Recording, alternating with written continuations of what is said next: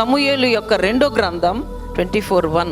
ఇంకొక మారు యెహోవా కోపము ఇశ్రాయేలీయుల మీద రగులు కొనగా ఆయన దావీదును వారి మీదకి ప్రేరేపణ చేసి, నీవు పోయి ఇశ్రాయేలీయులు వారి యూదా వారిని లెక్కించమని ఆజ్ఞ ఇచ్చెను.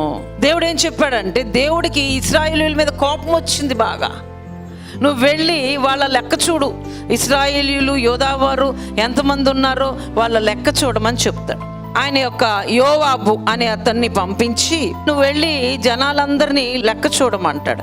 అయితే యోవాబుకు కూడా ఇది నచ్చదు, ఇది ఇష్టం లేదు. ఎందుకనో 3వ వచనం చదవండి. అక్కడ యోవాబు అంటున్నాడు, జనుల సంఖ్య ఎంతయున్నను నా ఏలిన వాడవగు రాజునగు నీవు బ్రతికి ఉండగానే దేవుడైన యెహోవా దానిని 100 అంతలు ఎక్కువగా చేయుగాక, నీకు ఈ కోరిక ఎలా పుట్టెను?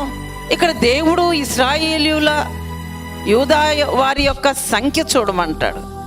కానీ దావీదు ఏం చేస్తాడు తెలుసా?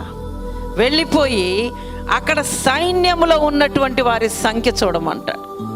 అంటే కత్తి దూయు వారి యొక్క సంఖ్యని చూడమంటాడు. అయితే దావీదుకు దేవుడు అంతగా చెప్పిన తర్వాత దావీదు ఎందుకు ఇలా చేశాడు?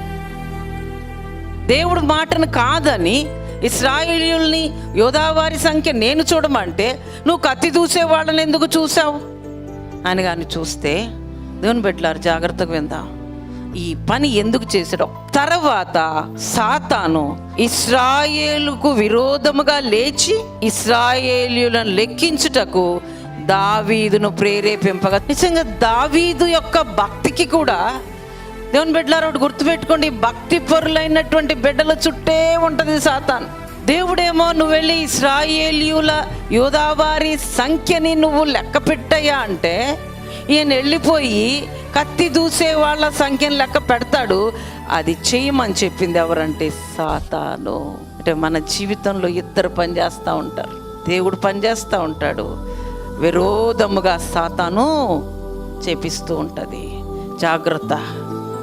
ఒక్కోసారి పరిపూర్ణతమైన భక్తిలో ఉన్నటువంటి మనకి, విశ్వాస్యతలో జీవిస్తున్న మనకి, నేను చేసేదంతా కూడా దేవుని యొక్క నడిపింపు అనుకుంటామో, ఇదంతా దేవుడే నన్ను చేపిస్తున్నాడేమో అనుకుంటామో, కానీ సాతాను కూడా మనతో చేపిస్తూ ఉంటుంది. జాగ్రత్త. యేసుక్రీస్తుని సైతం వదిలిపెట్టలా సాతాను. ఆయన దగ్గరికి వచ్చి ప్రేరేపించింది, రేపింది ఆయనని, రెచ్చగొట్టింది ఆయనని. కానీ ఆయన తల వంచలేదు. కానీ మనం తల వంచుతాం. ఇక్కడ దావీదు దేవుని మాటకు తల వంచాడా, సాతాను మాటకు తల వంచాడు? ఉదయ కాలంలో ఆలోచన చేద్దాం. దేవుని మాటకు తల వంచిన వాడైతే కత్తి దూసు వారిని ఎందుకు లెక్కిస్తాడు? సాతాను మాటకి అనేక పర్యాయములు మనం తల వంచుతూ ఉంటాం. బీ అలర్ట్, జాగ్రత్తగా ఉండాలి. Be wise enough to think what you are doing, whether it's correct or not. దేవుడు నాకు ఇలా చెప్పాడు కదా, నేను ఎందుకు ఇలా చేయాలని దావీదు ఆ టైంలో ఆలోచన చేయలా, సాతాను అవకాశం ఇవ్వలా. సో ఫైనల్గా జరిగింది ఏంటి తెలుసా?